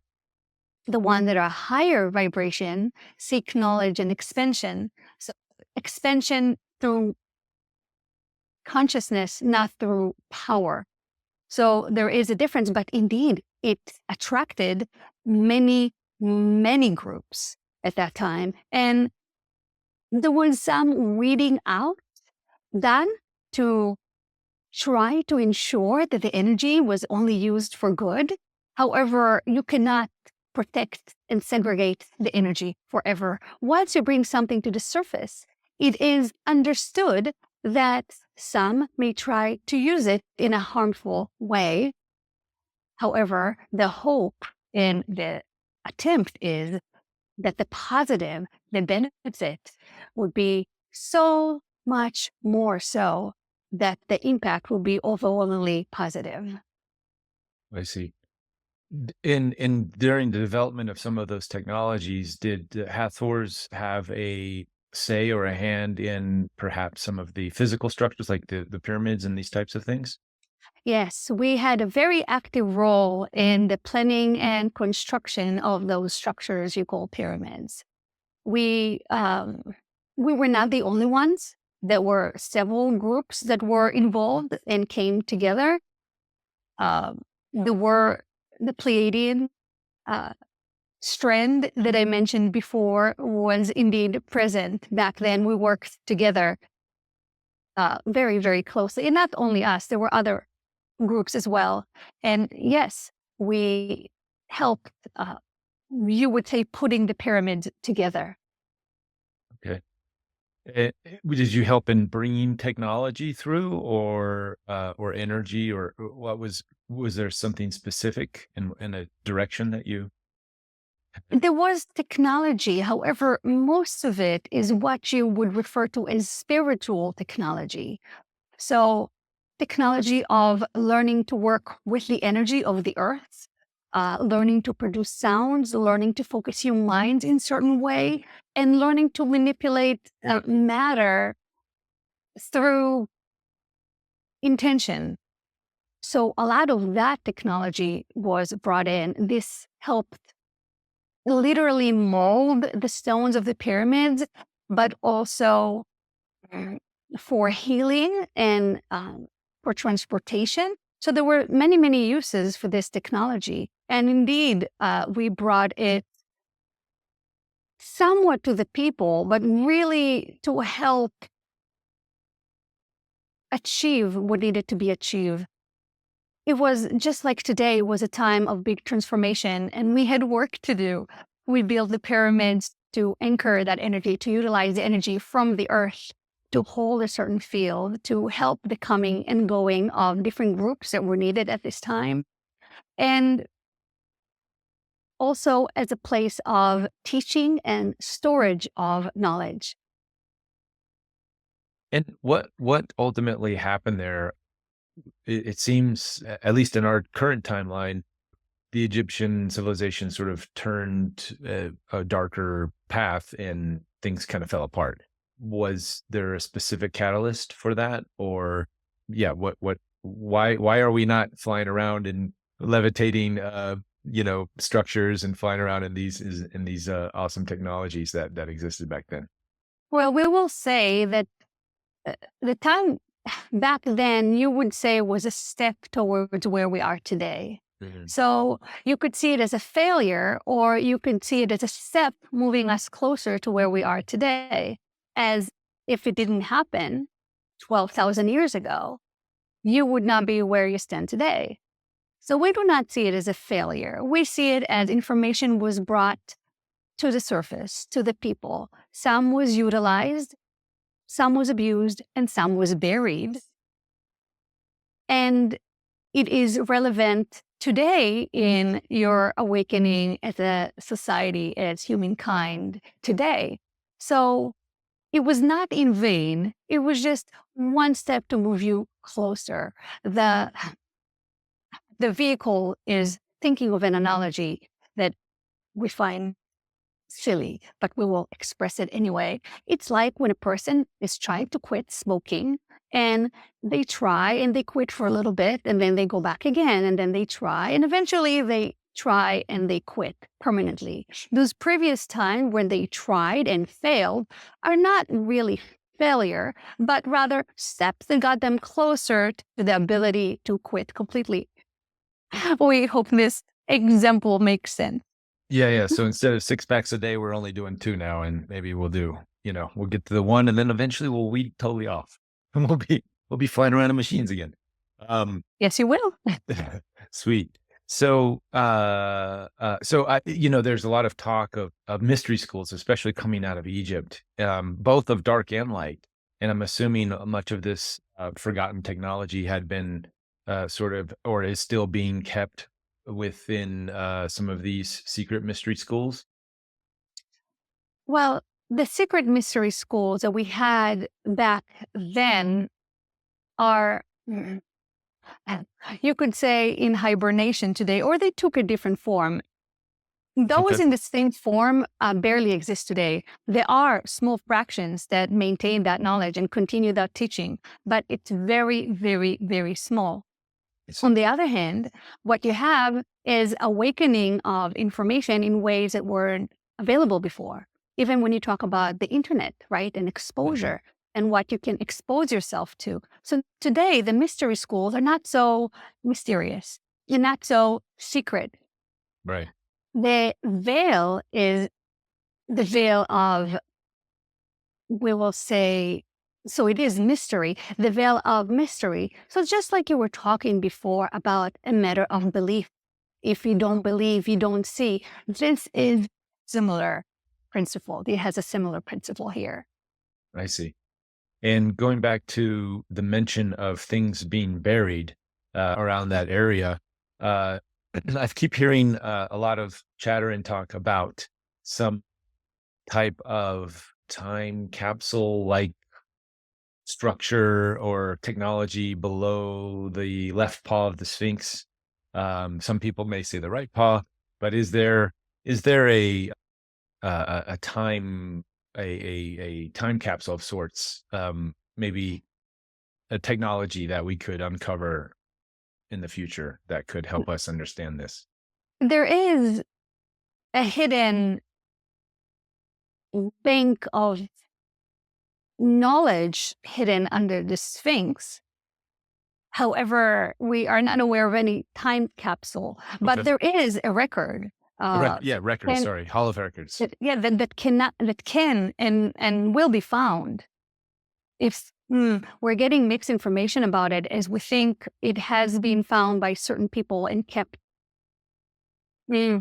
secret. So it has been found, but not by everyone. Not everybody knows it.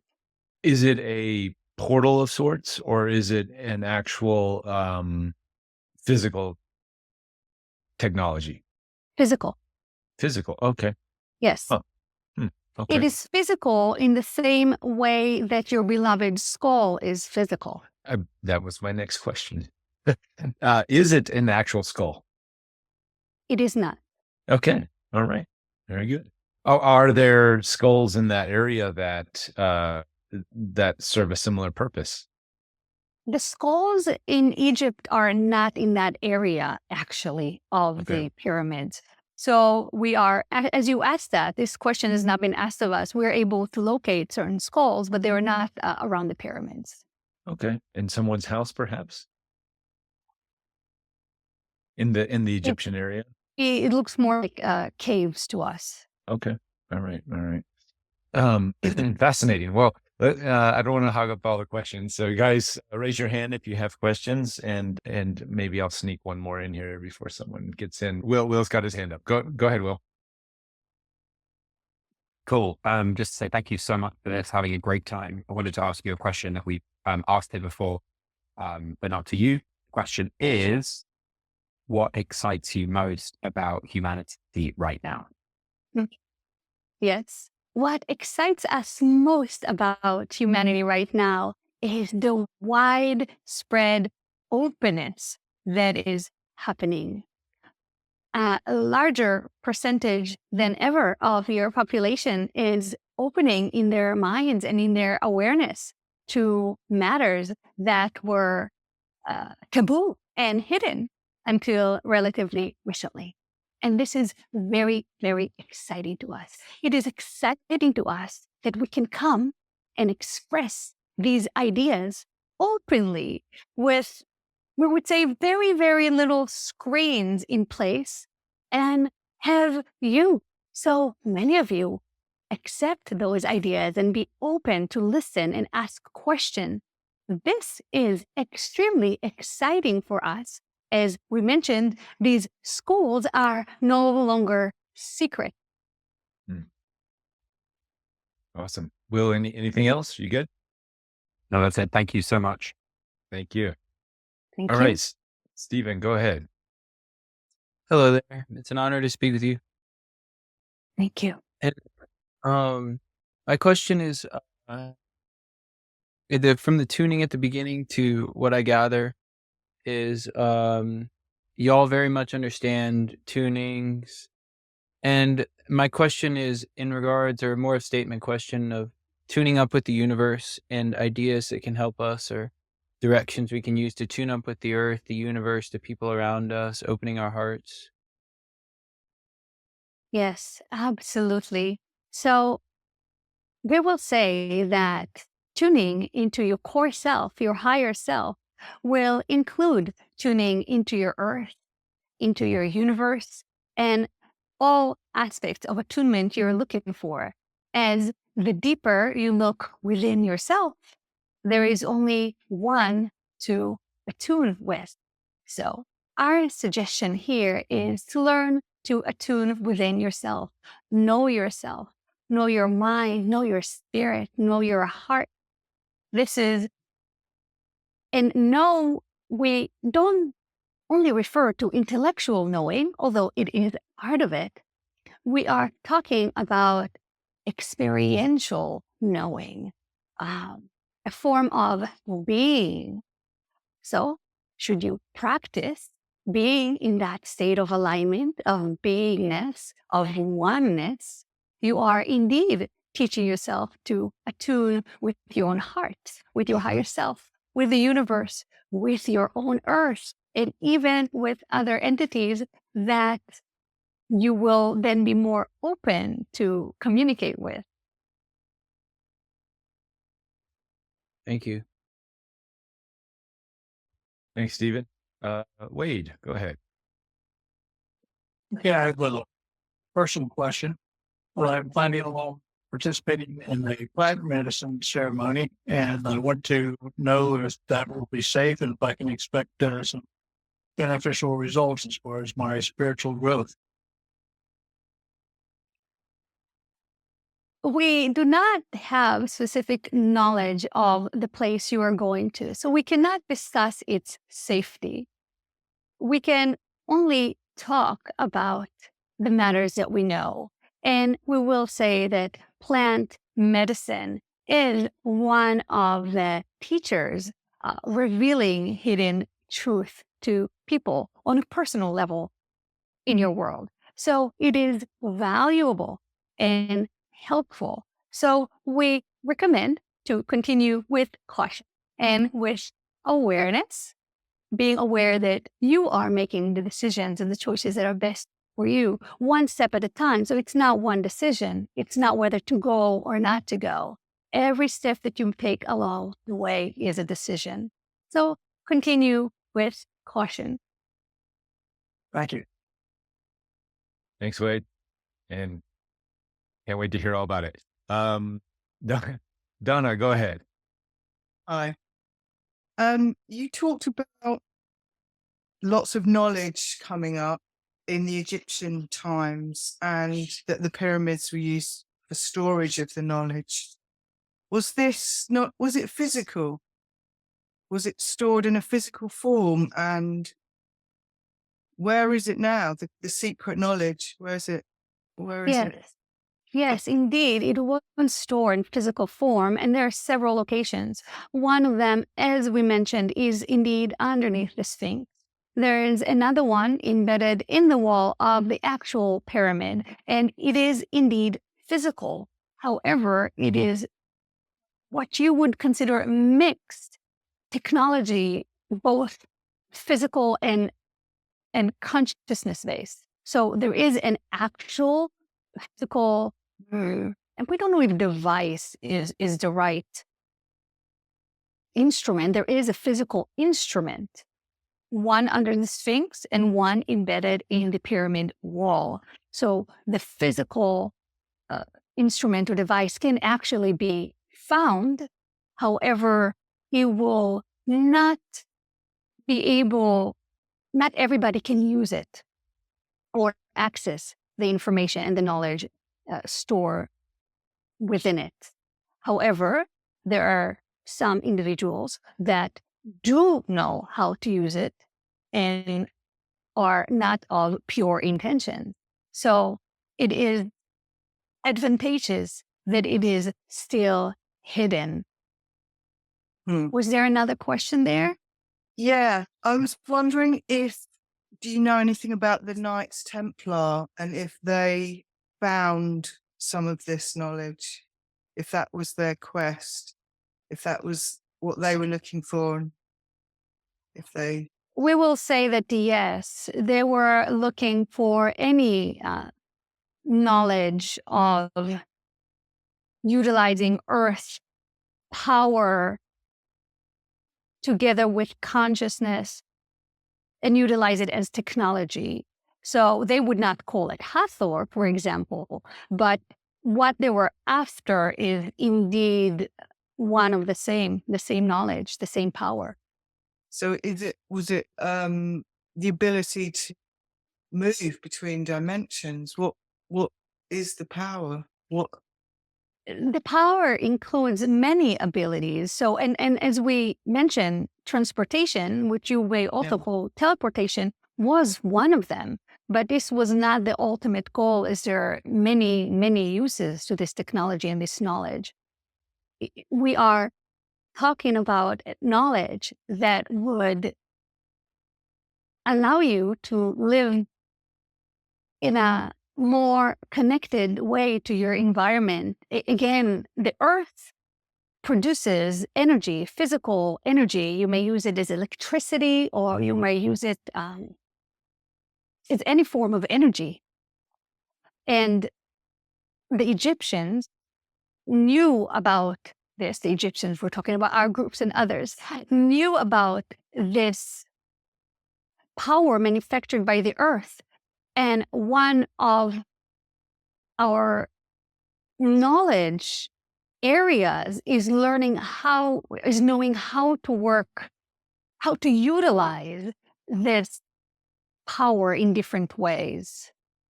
And that was one of the functions of the pyramids, was it? To Absolutely. amplify that. One of the main functions, that is the reason for the shape of the pyramid. It runs the energy of the Earth in a very particular way. Okay. Thank you. You're very welcome. Thanks, Donna. Thanks. Appreciate it. Sophia, go ahead. Hi. My questions follow on from Donna's quite nicely, actually. I was curious to know if there are certain sites, particularly Dendera and I suppose the Venus temples, etc., where your energy is more anchored on the Earth or easier to access. Yes, much of our energy is concentrated in Dendera. This is indeed a very good place to connect to us, we would say, in terms of physical places on Earth. However, we are, as you probably know, not tied to specific locations, as our navigation is done in the consciousness realms, not based on physical locations. However, because of our proximity and because of our involvement, there are certain areas in Egypt that have very high concentration of our energy. Dendera is, we would say, the main one in Egypt. Let us see if we can locate other areas. Abu Simbel is another place where our energy is concentrated, especially on the right area, which is the feminine portal. And there are other locations that we were in Egypt, including the pyramids. But we would say that these two locations are the main ones, in addition to the pyramid and the specific pathways of energies that are still running through. So when you think of the pyramid, you're thinking about the structure. When we're connecting to the energy flows, which include our essence of the pyramid, there are actually lines under the ground. The same way you have electric wires. So these are wires of energy that is running under the ground. and into the pyramids, but it's mainly under the ground. And there too, our essence is focused. And are there any particular locations that you would like our assistants with as physical beings to go and work on the energies with there? You usually already are positioned where you should be, as many of you are not where you are by random chance. So you are indeed anchoring the energies in different areas, different ones of you. However, as we said, it's not only physical. So physicality does have a place, does have a part in it, but you are also, even you personally, right now, are helping in anchoring these energies in Egypt. You are one of those involved with that location on Earth. So even though you may not be there right now, your energy is still in operation there. Thank you. And I have a just one more quick question. The Kalu group that were assisting the Essenes or advising the Essene group 2,000 years ago in Israel and Egypt, who were they, and were you associated with them? We are not familiar with this specific group, but we will tell you that the Essenes were heavily guided by Arcturian energy, as we would, if you choose to divide things by beings by galactic lineages, we would call Mary Magdalene and Jesus as also having Arcturian origins that were assisting in guiding the Essenes at that time. So the influence was mostly Arcturian and not our own. So our influence and involvement at that time was relatively minimal, as you were already in good hands. Thank you very much. Thanks, Sophia. Yeah. All right, Sandra. You have another question. Go ahead. Thank you. I would like to ask, how are the souls created by the source? And how are then in the end grouped to be assigned, maybe to collectives, or how do they find their ways to be in a particular dimension more than in other dimensions? But more particularly, how are they being assigned to collectives? And here, just like as a practical example, always say, do I belong to a collective? Thank you. So, yes, you asked many big questions here. We'll try to take them in order. You may have to bring them up one at a time.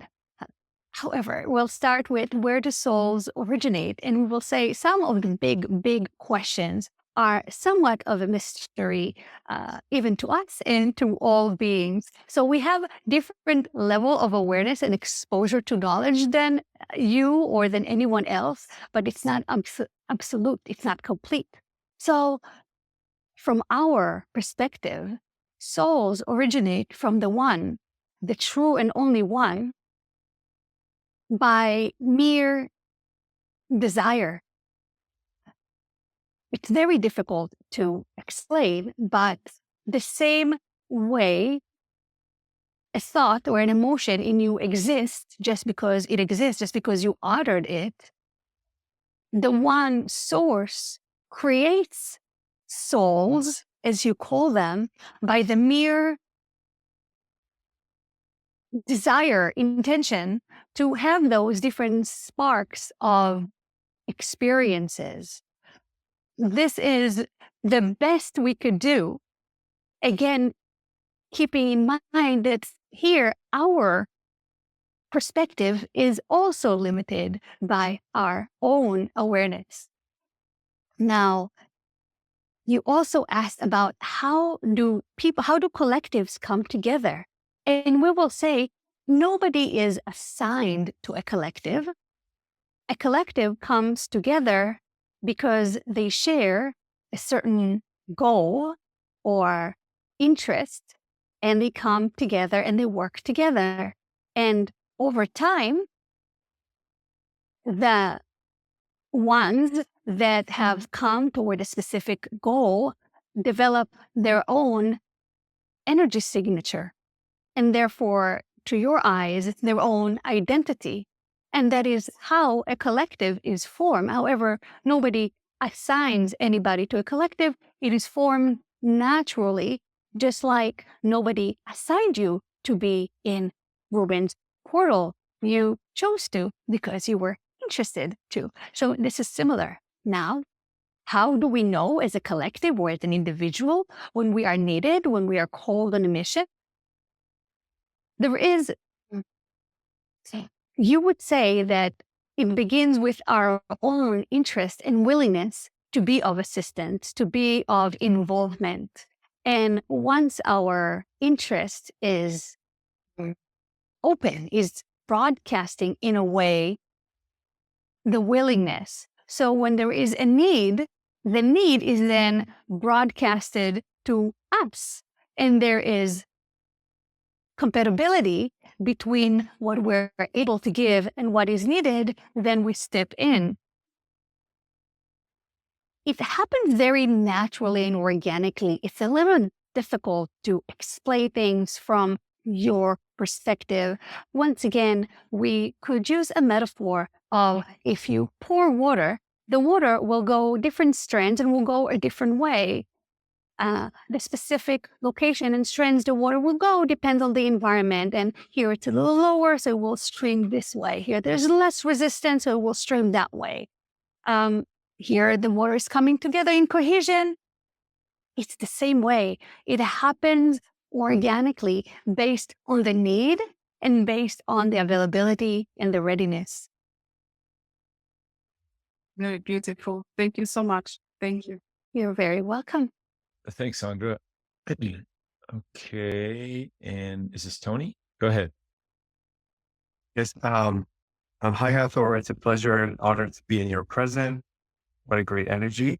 I never think of about kids often or questions about kids, but what just came to mind is what advice would you have for the young souls that are entering, our world and in a sense going through this limited world of limitations? What advice do you have for them if they are remembering who they are and they've gone through the Hathor system, they have that remembrance without feeling isolated or managing the flow of they know who they are, but yet they have to hide perhaps? Or do you have any advice for young kids as they're The kids that are born into your world today are born into a completely different world that you used to know.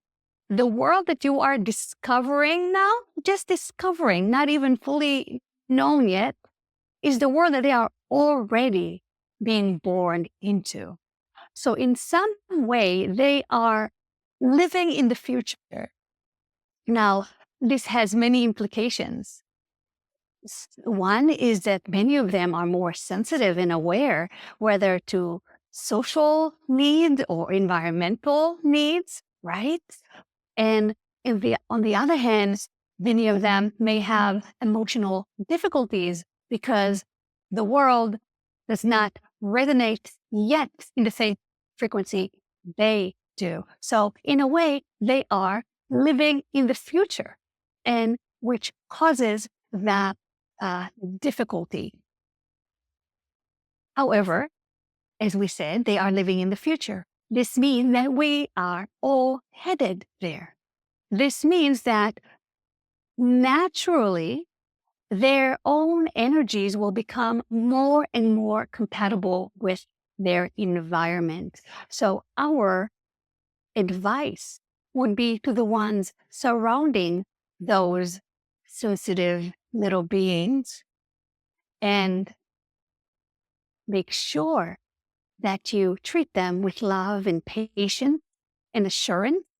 Make sure you help them feel loved and protected and accepted the way they are, as many of them have a hard time conciliating what they think they know inside and what they're being told or seeing on the outside. All right. Thank you so much. Thanks, Tony. Paul, go ahead. Okay, thank you. Yeah, so I'll try to kind of condense the question since it's rather complex, but just to give you a little information, I've been going through personal struggle, even within this group, with the notion of the fact that we apparently live, all the different iterations throughout time, including being both the perpetrator as well as the victim. So playing both the light and dark energies, in other words, um, which is especially coming from Earth and our moral system that we've kind of fabricated, I guess you could say. We struggle with the notion of dark energy somehow being productive or positive in some way. Um, and anyway, it creates a lot of conflict, and just this notion that it's very difficult to reconcile the two, kind of square the circle. Um, so uh, I guess the question, well, just a little further. Some people kind of go through the work of, and I'll just kind of mention the Dalai Lama as an example. Reading his book, I know that he spends, I think it's like 4 hours a day in meditation. Um, really empathizing with the dark energy, with the suffering of humanity, and really gets into it. Doesn't just recognize it on a intellectual basis, and prefers to kind of stay in the clouds, in the light energy. And then there's others, and I think even collectives that choose to remain in the light energy and not be present in the lower energies. So I kind of see these two different camps, either kind of going through that work and feeling both sides, and then a camp that just stays in the light. Uh, so I'm not saying that there's necessarily a moral difference between the two, but I would presume there's some kind of a maybe a outcome or something that would be different between the two. So I'm trying to kind of get my head around that. So you're pointing out two camps. However, we will say there are not two camps, there are infinite numbers of camps.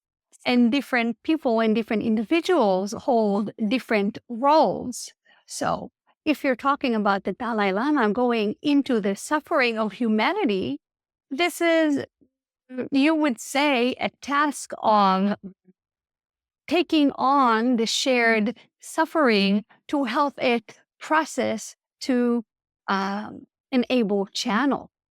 Just as you can do some ancestral healing, and if you are in a able place, you can take on some suffering or unprocessed experiences and help those being processed.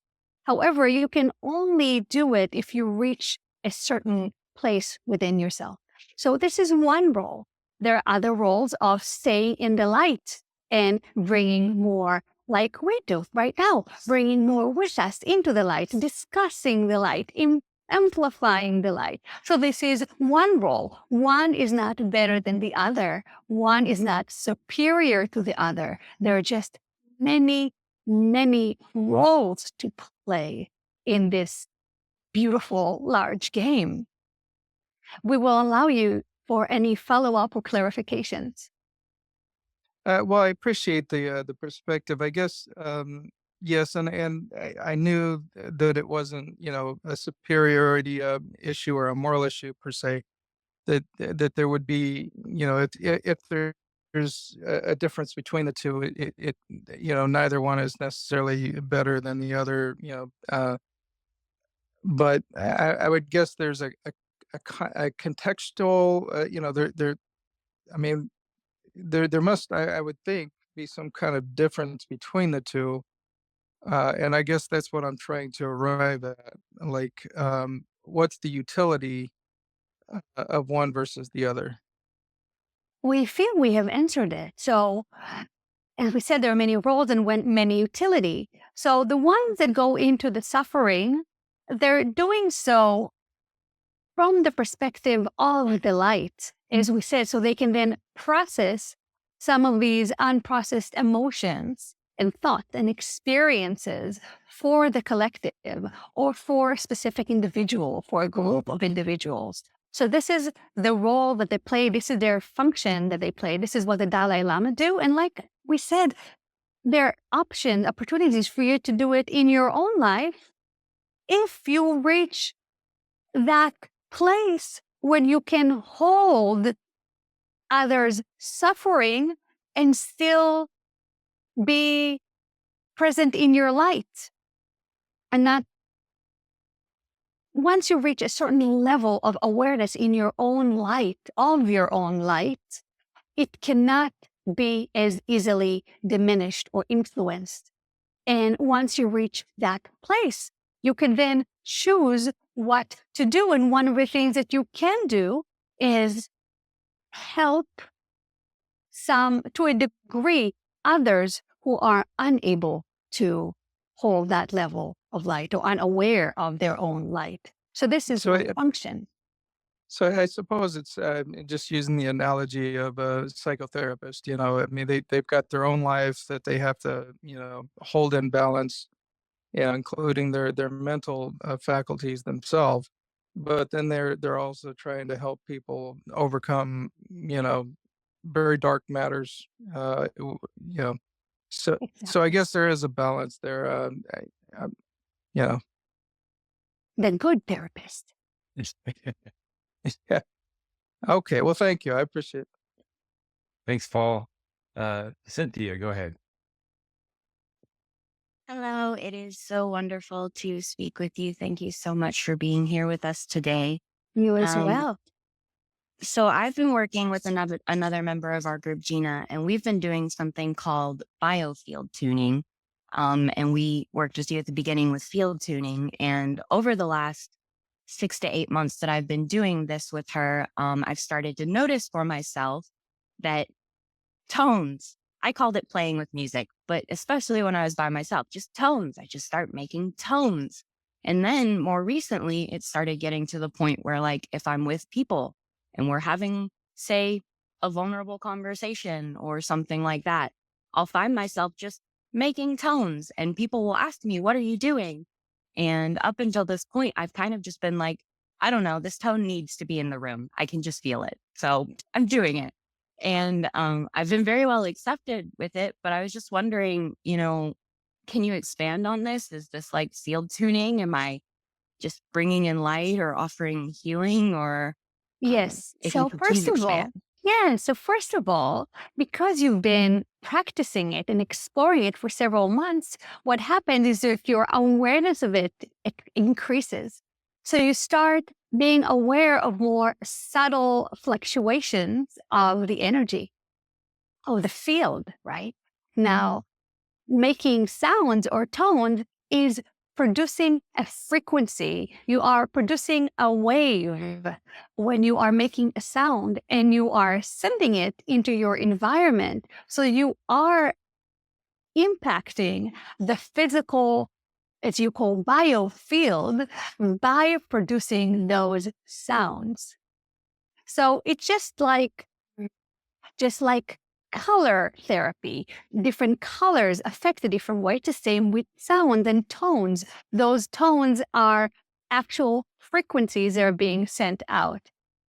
So so what you are doing is impacting the situation, even on a physical level, however, with the tone. So maybe if you used words, it's another aspect to inflict a change. So speaking to a person appeals to a certain aspect of them, usually the more left brain, their mind. However, making tones, we would say, which is a different part of them. And it's just one way, one more way to make a difference.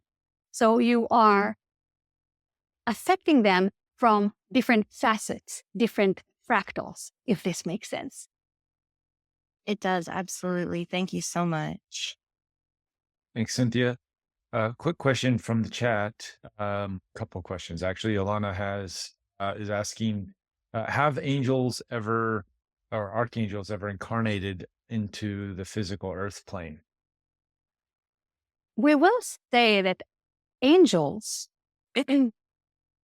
well, incarnate, the word incarnate is a little problematic. We will say that angelic forces walk the earth on a regular basis, and they come in and out, they come and go as needed for a specific situation, as they have the ability to take a human form just like that and make it disappear just like that. So they do come and interact with humans and sometimes even animals on, we would say, a regular basis. So they do come into this world physically. Now, you asked about incarnation, and we are actually receiving information that indeed there have been times in your human history, where we would say certain humans were born with certain percentage of angelic essence. It is quite difficult to put into words, but this has happened. It is unusual, and therefore these individuals have had unusual lives. We're debating whether we should mention a name or not, but we'll give you an example of Elijah from the Bible. He, when he was incarnated, since you asked about incarnation, in angelic essence incarnated into his physical body, physical essence as well. So yes, it has happened. However, it is quite rare, as most of the interaction happens through materialization rather than incarnation. I see. Awesome. Just to quickly check, how's the channel doing? Or can we go for a few more questions? Absolutely. Okay. Yvette also was asking in the chat, it seems like here feminine always has a masculine counterpart. Do the Hathors have a masculine counterpart energy? And could you talk about the functions of this? Yes, this is a very good question. It's a little complicated, but we will say, yes, we have a masculine counterpart. But you could say that we operate separately but parallel. So by the nature of our essence, we're operating in a parallel. But we will say that our masculine aspect is of the divine masculine. So it is not the same masculinity that has been ruling the earth. This part of us is actually connected to certain archangel energy, our masculine counterpart, and is operating in parallel towards the same goal, but in different pathways. So how can we explain this better? Could that be the Thoth energy? His channeler is not familiar with thought energy. Let us see if we can read out the name from our banks. We would say that no, this is a different energy. Okay. Do you have a name for it that we could look up and perhaps connect with? Because archangels were mentioned, we would say that the masculine archangel energy, such as Michael, would be fair to categorize it as our masculine counterpart. I see. Awesome. Thank you. And I'm going to hop ahead to Kim. Kim, you had your hand up, or you had a question in the chat. I didn't know if you wanted to hop in and ask that. Yeah, I can real quick. I recently became aware of a planet named Ziwa, might be Ziva. Interesting, as I tried to do research on it, I found a book that somebody had written, a fiction book from Ziwa of someone who came from that planet. So I thought interesting because it seems like it's a memory. Can you speak any information to this planet and a civilization, just anything about that might reside on it? Unless you have a way to identify the planet in a way that we would identify it, we cannot speak about its specific nature. However, we will say that many books and accounts were written in your civilization as either works of fiction to begin with, or works that were not accepted as valid and then were presented as fiction. And this has happened with both, as we said, intentional conscious memories, but also some unconscious memories when people thought they were making things up and were actually tapping into truths that were buried within themselves that they were not yet able to accept as realities. Perfect. That's how I felt that identifying the book without any other support, I'd never heard of it. So it kind of was what I resonated with. It's very, very common. Yes, it's very, very common for information to come through this way, as the area of art allows people to express themselves without penalty. If a work is conceived as fiction, the person can allow many things that they would not allow otherwise. So it opens a gate to memories and knowledge and insights from higher realms. And many people are not aware of it. Thank you so very much for taking the question. Of course. It's not. Thanks, Kim. And we'll do the final question here with Lisa. Go ahead. Hello. Hi. Thank you so much for being with us. I was wondering if you could share with us ways that we can cultivate our feminine energy. Yes, what a wonderful question. So, of course, we have to start by saying that it's different for every person as you are in different starting points. However, there are certain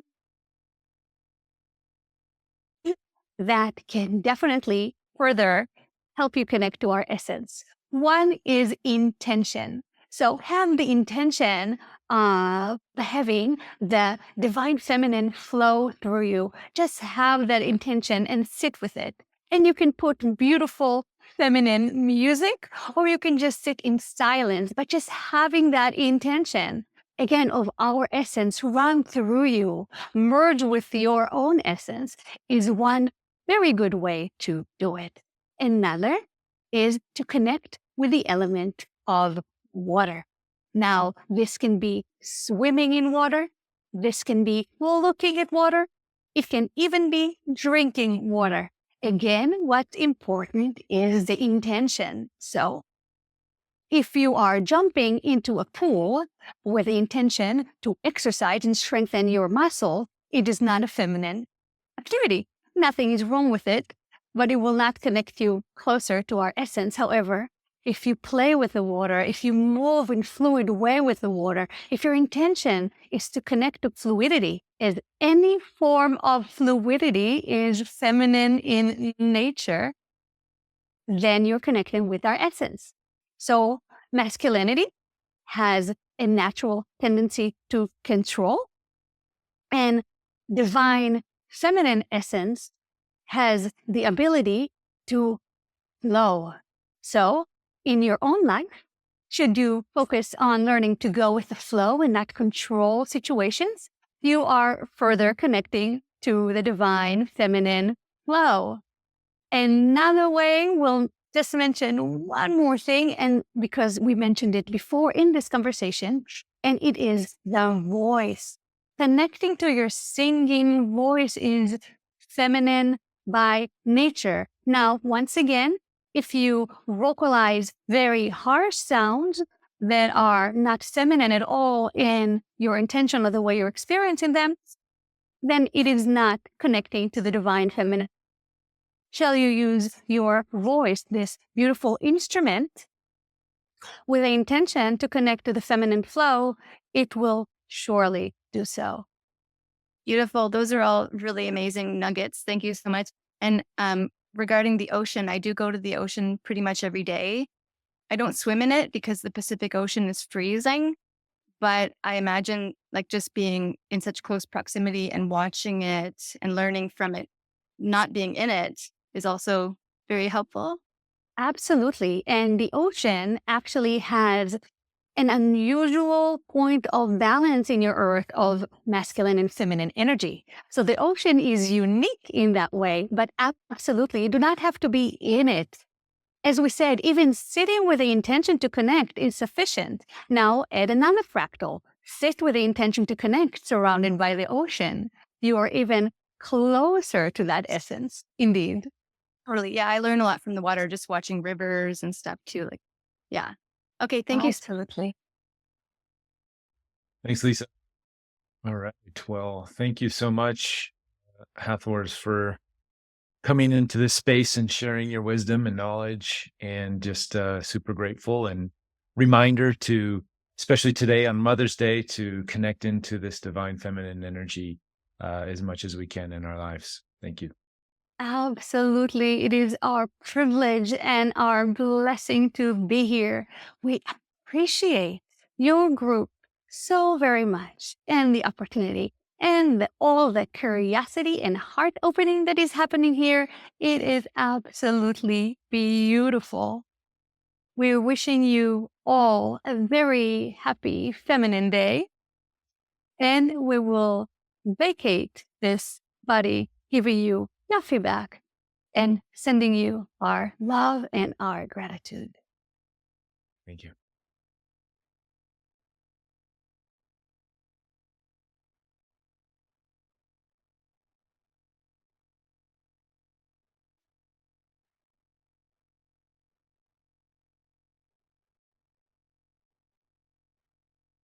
And she's back. What happened to the screen? Where are you guys? We're here somewhere. Hello. We can see you. Ooh, it's late. Yeah, Look how yeah. much So time is gone. thanks for going the extra hour, extra, extra inning, so to say. Ah, So with all that said, thank you. Where can people get in touch with you? I know we have our websites and stuff. Are you going to be doing any public events that we can see you at soon? yeah, the public events that I'm doing are mostly in person. So I'm doing one in Sarasota, and like you mentioned, I'm doing Conscious Life Expo, but that's next February. Right. So the best way to get in touch with me now is to do Zoom things. And I channel on every Friday at 1 p.m. Eastern. I do a Zoom group channel. It's I'm keeping it super affordable. So it's $10 for one session or $20 for 4 sessions. It's like monthly. And you just come and ask questions just like here. It's usually a much smaller group. And the group in total is 1 hour, and that's every Friday.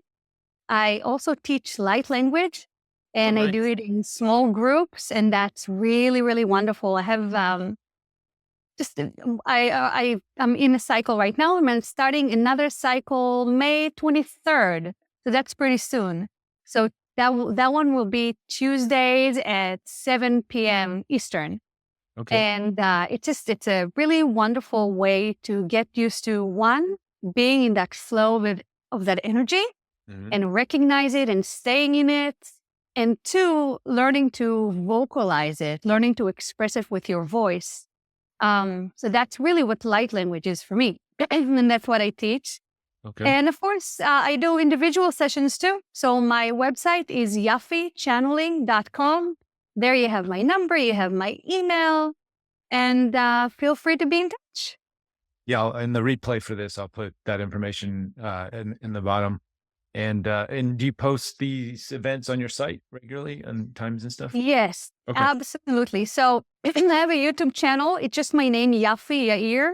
And you can find, I think I have 100 videos on it currently. So you can Oh, wow. find, you Wow. can find tons of information and channeling clips and some, I think, full sessions, some channeling clips over there. That's my YouTube. And yeah, my website has all the information. And like I said, right now it's every Friday at 1 p.m. Eastern. Awesome. Thank you so much for coming in today. And I know we had the time thing switching around, and but you were able to roll with the punches. Appreciate that. Yeah. So we will do our usual sort of after talk here. But for now, Yafi, thank you so much again. What's the after talk?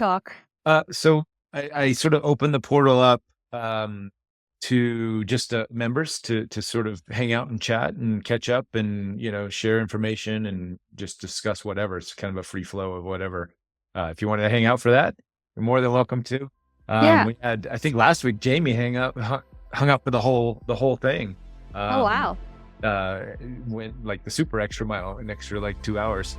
So I usually, like right now, my bladder's about to burst. So talking about water and energy, it just, so I'm going to go. So you need to go with your own flow. I need to go with the flow and make everything go. So I usually step away for a little bit and then I'll pop in and out too. But yeah, I'll probably come and go too. Okay, so we'll end this one now. So thank you again, Yafi. Thank you, everyone. I really appreciate you having me here. Head to interviewwithed.com, click join, and let your curiosity lead you. Understanding that exploring these new worlds and concepts can make a positive difference in our personal lives and together as a collective.